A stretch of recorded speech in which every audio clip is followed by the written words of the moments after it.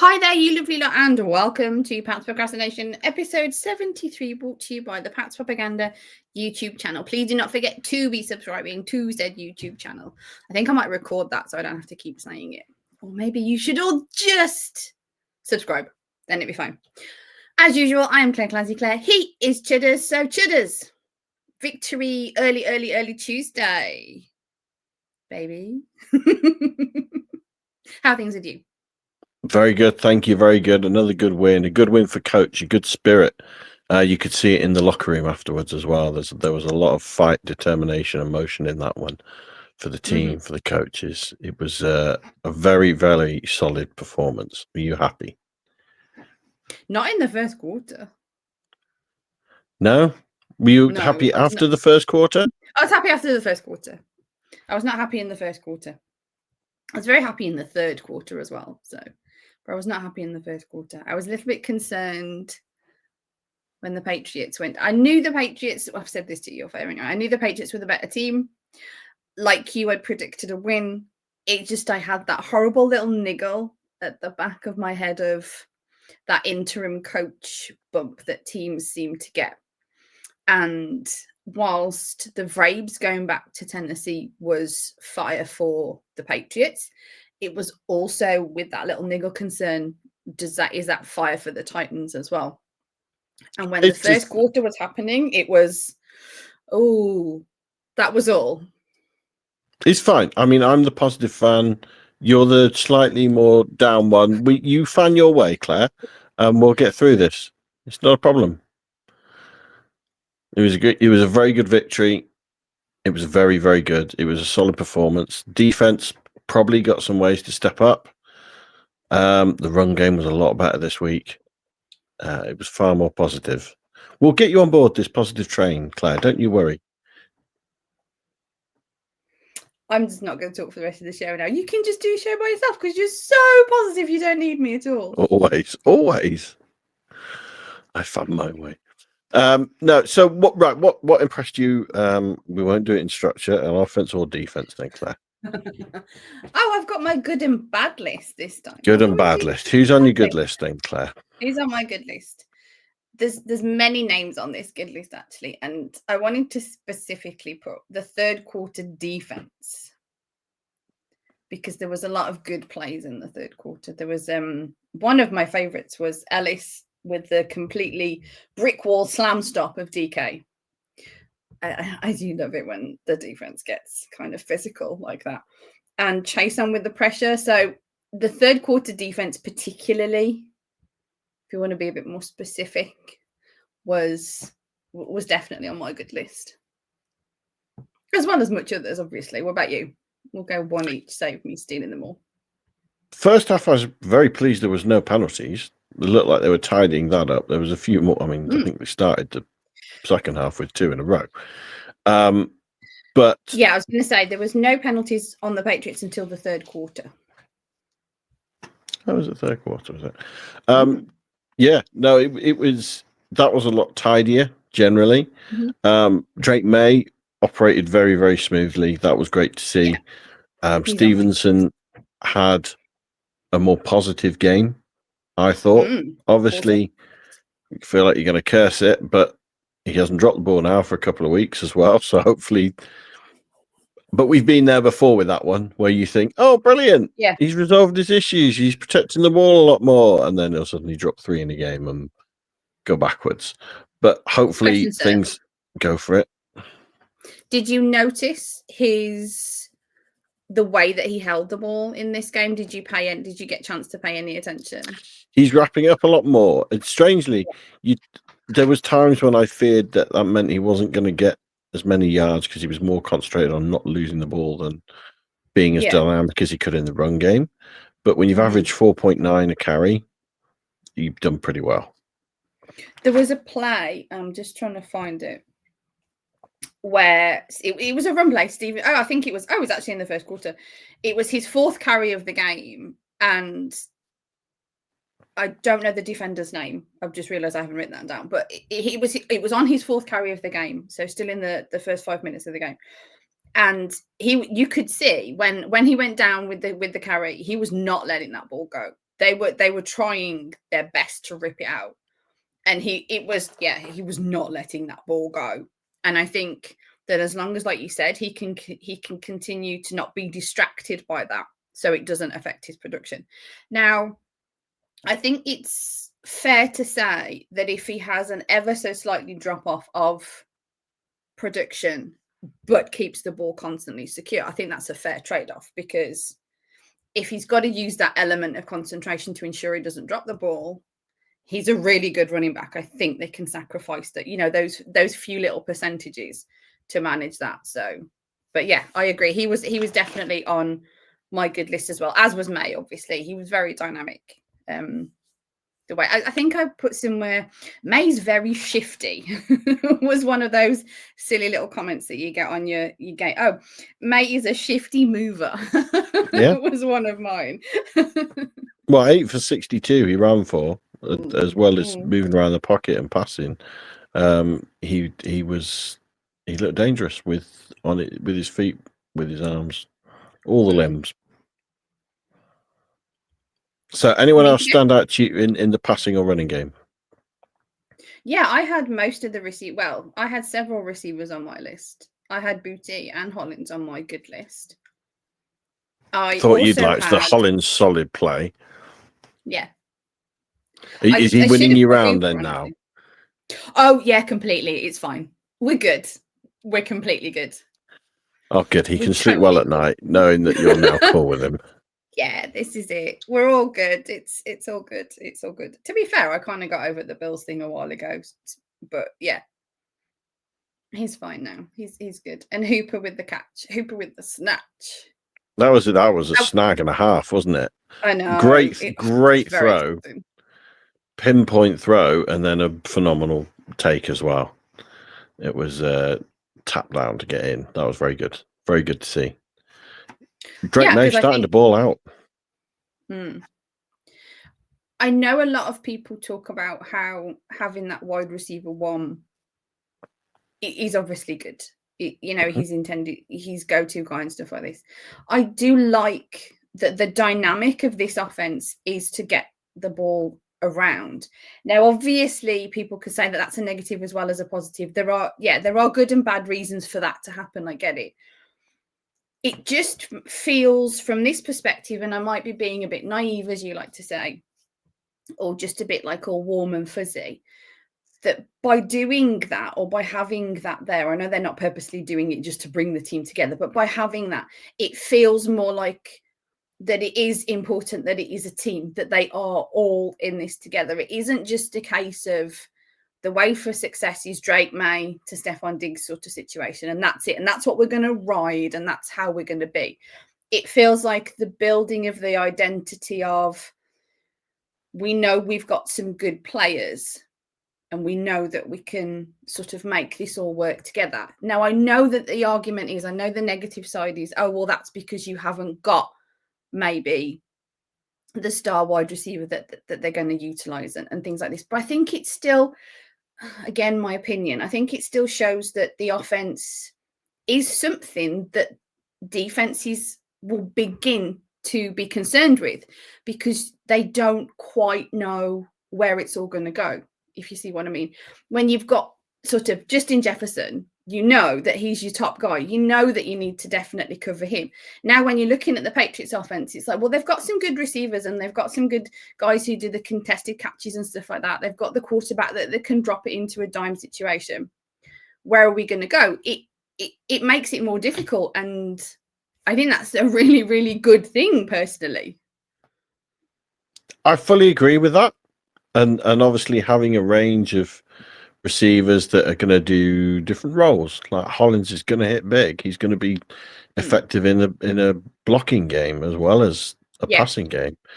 Having the quick, shifty guys as well, like Pop or having a deeper threat.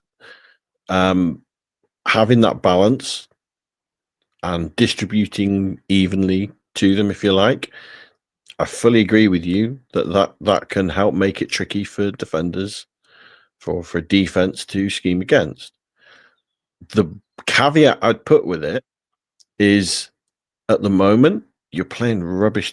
I appreciate the Bills weren't, but you're playing rubbish teams who are even getting injuries during games to their best players, and being able to pick them apart is easier than when you're going to end up playing some tougher teams. And let's be honest, at the moment, we're all thinking we're going to be playing a playoff game, and you're going to be playing one of the top 7 teams in the conference at that point. When you get to that point, you know there's going to be crunch time, or even just down the straight in some games at the end of this year.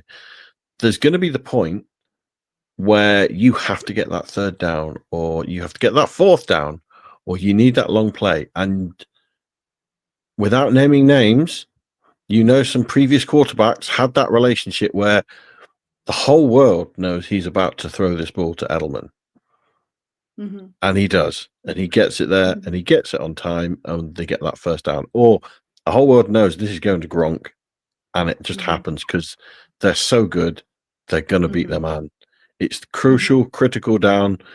It's your go-to guy. You got to have that go-to guy. And so having that number 1 elite receiver, whether that is a tight end or a wideout, whoever that is, having that player that, you know, if I have to get it to him, I can hit him. There's value in that. Some might argue that's what Diggs is, or Hollins is, because he's tough. I don't think so, but I think both of those things can be true. It's good to have a distribution to the game. You're not entirely focusing on one guy, but it's also incredibly useful to have that one guy of he's my binky, and possibly isn't there just yet who his binky is. I was going to say, but my counter would be, but really he has got a couple of those guys. It feels, again, early days, I get it, sort of first season with them, 7 games under their belt, because they've got Booty, Diggs, and Hunter Henry feel like they all seem to be that guy, or definitely have the potential for that guy. And before you tell me no and things like this, I just want to then preface, because I'll forget this point, they can only play who they're given. They can only play these teams that are on their schedule. And if they get one season of playing the bad teams and building up their dynamic and building up the team and building up knowing what they want to be and their identity and things like this, and okay, so maybe they get to the playoffs, but then they play someone who's really good and they sort of flame out a little bit. Isn't it better to have one good season of building everything up to know then where you're going to make more improvements? You can only deal with what's on your plate. So we can only look at what we've got. I agree. Mr. I'm not negative. Mr. You're the negative one of this show. He's been super with but we're 5-2, so surely we're going to celebrate where we are. But yeah, no, we are, and that's why I said I would think or certainly my aspirations for the season have shifted, have moved. I thought this season, if we can, not quite. You know, I just wanted to see a positive season. We were going in the right direction, and we certainly did not start that way, losing to Raiders. And you can't do just on a pilot. No. Yeah, did you say the pilots of the preseason games or the first game of the season? Oh, the Raiders is you can't. Yeah. Anyway, the expectations have obviously now changed. We've got some very winnable games. We need to go out and win them, maintain our position in the division, potentially even in the conference, being second in the AFC now. So when you're assessing these things, you're trying to work out, right, where are my holes? And you'd say possibly our secondary on defense. Now maybe we're moving into negatives here. Our secondary and defense isn't playing anywhere near the level we thought it would be. Possibly still missing a pass rusher.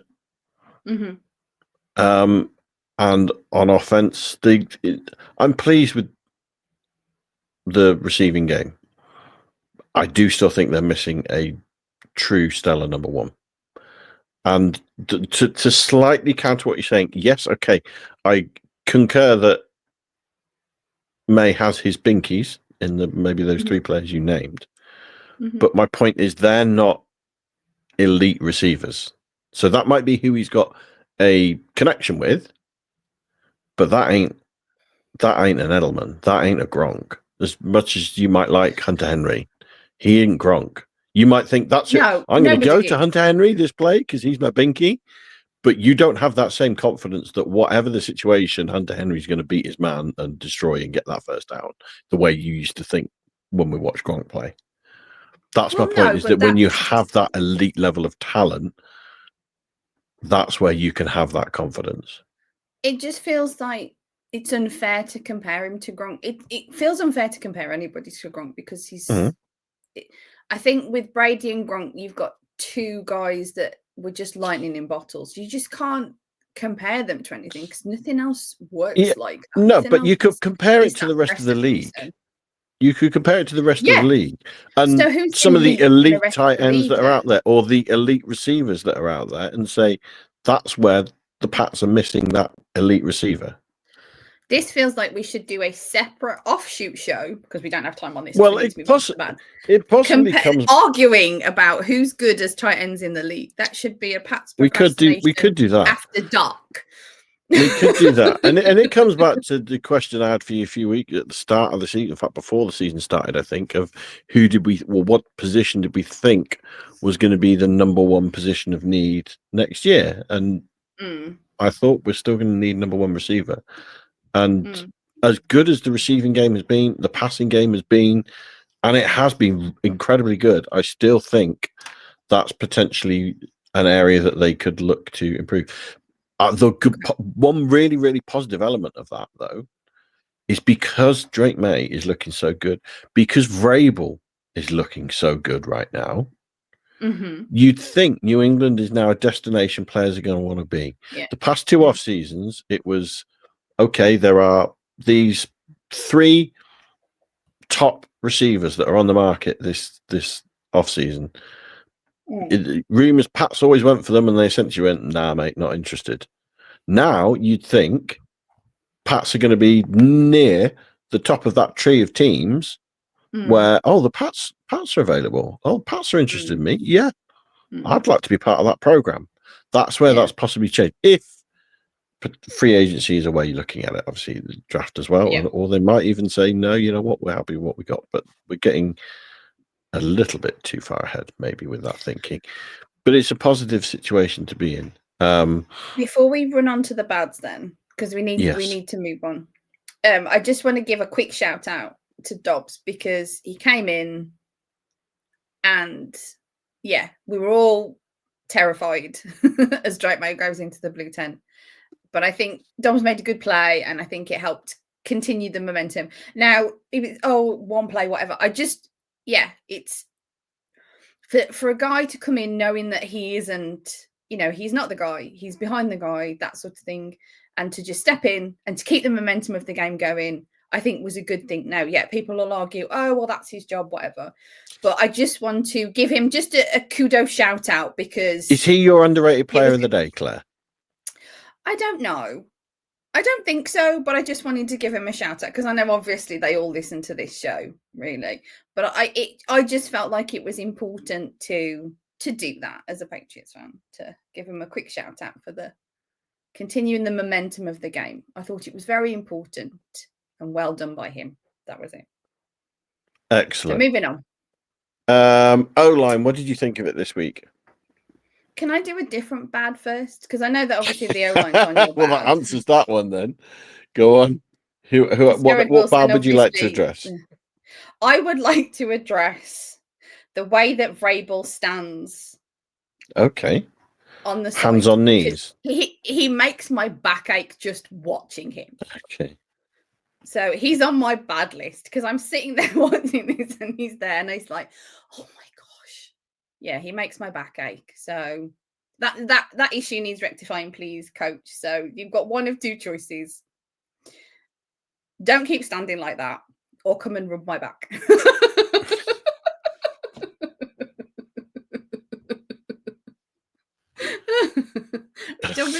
So yeah, but yeah, I had to preface it. I wrote it on my bad list during the game. This hit my bad list during the game. But no, in all seriousness, yes, you mentioned the O-line. Jared Wilson did not have a great game. I want to throw the asterisks of this kid, still a rookie, bit raw. He's allowed some, off days. However, it wasn't great. So yeah, that he was unfortunately. Do you bring Brent Brown in? They didn't they? Yeah, but look, as a starter now, would you No. continue with Wilson? Yeah. I do what Vrabel does, and you address it in practice, training, whatever you want to call it, and just hope that you can get this guy back on track, if you like. To be honest. Fair enough. Any other bads? Yeah, the long snapper was on my bad list. Oh, right. For his penalty. You shouldn't have penalties as long snappers, man. I miss Joe Cardona. But we know this. I was emotional when they got rid of him. You know this.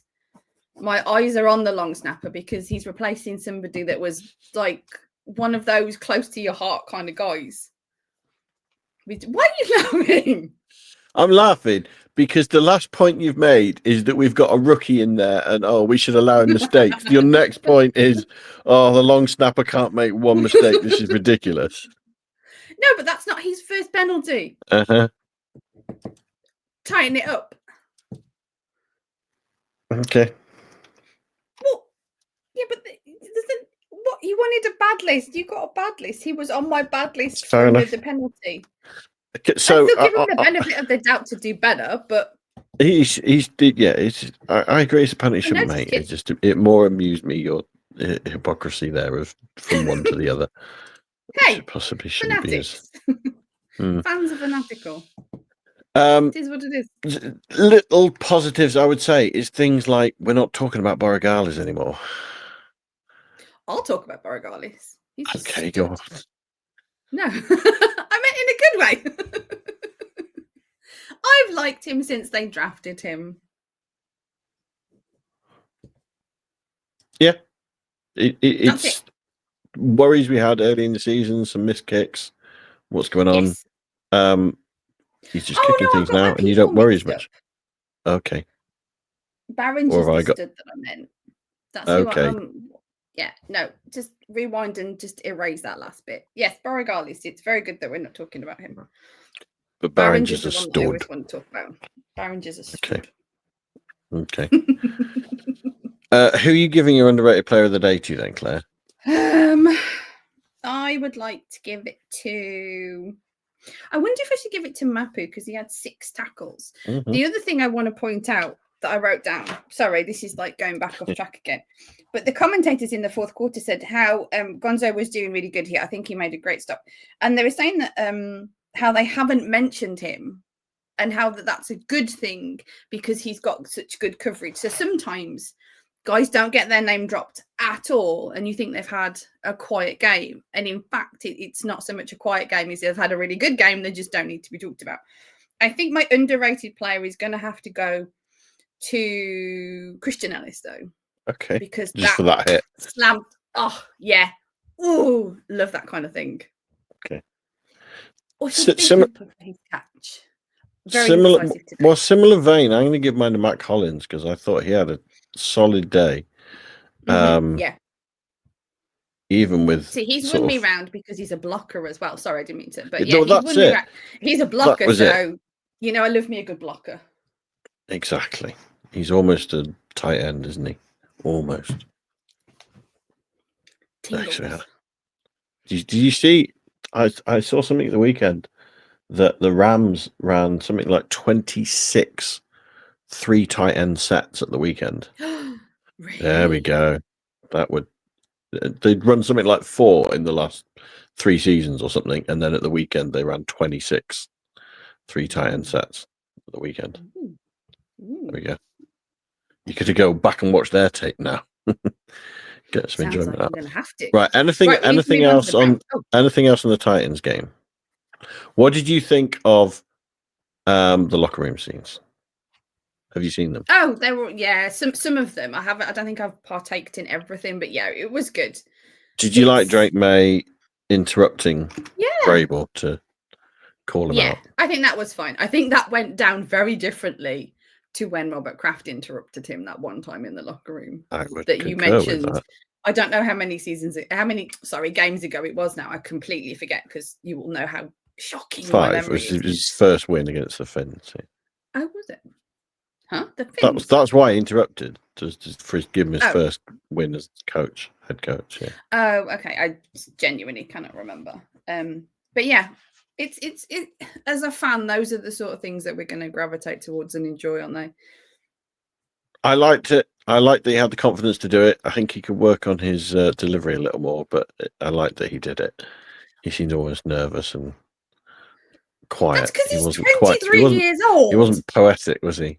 He needs to work on that a bit more. But no, it was good to see. That's because he's 23, and it's very easy to be very sitting there being very nervous when you're presented with. Right, very, very, very briefly before we get on to our game, how fun is it to watch the Dolphins in disarray, probably about to sack their coach, and the Jets 0-7? It's, I think, with obviously divisional rivals, I hate them, but you almost feel sorry for the Finns, particularly the fan base. It's so cringy, icky, and have you seen his press conferences? And they just make me cringe. So as much as I understand why you're getting enjoyment out of it, I'm not in the respect of, oh man, it's just making me cringe, and I hate cringeworthy stuff, and so I'm not eating it up with the spoon quite the way you are. I'm happy, obviously, divisional rivals, don't like them, want their demise. It's just the way that it's all happening is so just icky. I'm not in, I'm just kind of like, oh, whatevering it. I'm not paying much attention to it. I don't think, while you're just eating it up with the spoon, which is fair. Right, moving on Cleveland to Browns. What do you think? Their defense is good. Their defense is good. They're amongst the best at the moment, apparently, in the NFL against the pass.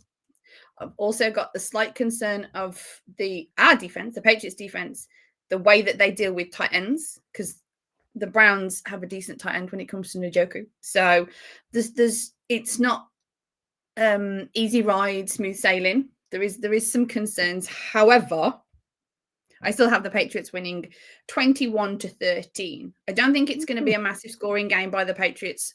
I have plenty of faith in their offense. I have a concern that the Browns defense is very good. So this feels like, whilst the Browns offense maybe is still along the lines of what we've already seen, what the Patriots have already seen, sorry, I think the defense is going to be a test to this offense. So that's why I don't have a high scoring game. How's about you? Similar. I've gone 24-20. In that I do think the Browns are going to find some ways to score, sadly, because our defense hasn't been lighting up as much as I'd quite like recently. I also think the Pats aren't going to run away with their scoring. I think, like you've said, the Browns do have a very good defense. I do think under McDaniels, though, Pats are just finding ways. Some weeks it's the run game. Some it's obviously been very well working the pass game, but it's not. The pass game's going well, but it's not pass heavy. It's such a good balance. Yeah. Like Drake May only attempted 23 passes at the weekend. It's not like they're going out and he's flinging it 40 times or something. They're just selecting their moments right, and I put all of that down to Daniels. I can't believe that we're nearly halfway through the season already. Time flies when you're having fun, doesn't it? It so does. And on that note, folks, we should probably wrap up because time is flying. So that is it. Are you good? Can I wrap up? You do you. Oh, quick kudos to you for last week's score prediction. I know I put it out on Twitter. Chudders had a very close score prediction, possibly the closest that we've had on the show. I would need to go back and double check, but you had the Patriots winning at 34-13, and they won 31-13 against the Titans. That was very close for us. Yeah, and if that fourth down had been longer, then they would have kicked a field goal, and they would have got the exact score as well. That. I actually wanted that for that very reason, because it was like, oh, we're so close. You can give him major kudos. Maybe he can earn an extra sandwich or something for being really, really bang on. So there you go. Maybe 2. We'll see. So that is it for another episode of Pat's Procrastination, folks. Episode 73. Thank you for watching. Please do not forget, as usual, to be subscribing to Pat's Propaganda. Check over at patspropaganda.com for any written work. It's there sometimes. Tune in next time. And as always, go Pats. LFG.